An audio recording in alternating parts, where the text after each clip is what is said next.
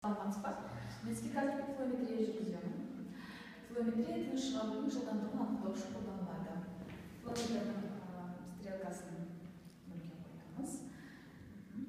Әрбір өлшеген сайын сіз бір жағдайда үрлеуіңіз қажет. Сізге отырып үрлеген ыңғайлы ма, тұрып үрлеген? Отырып. Флометрді горизонтальды жағдайға екі қолыңызбен ұстаңыз. Мойныңызды тік ұстаңыз, иілмеу керек мойын. Тыныш шығару жолдарында кедергілер бар ма жоқ па, соны қарауыңыз керек.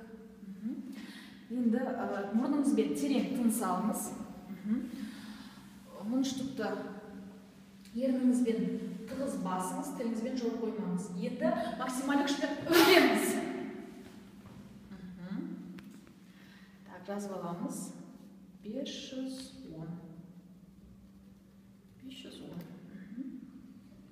Үш рет қайталаймыз осы өлшемді.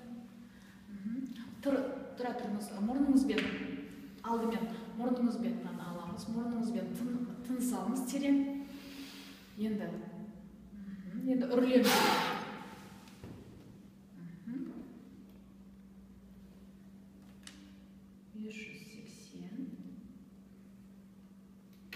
Тағы бір рет қайталаймыз. Мұрныңызбен тыныс алыңыз терең. Үрлеміз. 600.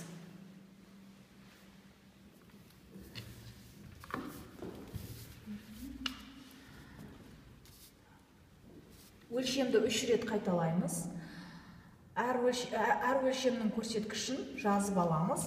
Сосын максималды көрсеткішті ескере отырып, науқастың жынысына, жасына және бойына арналған есептеу кестесімен салыстырамыз. Яғни, сіздің бойыңыз 170 см, жасыңыз 20-да.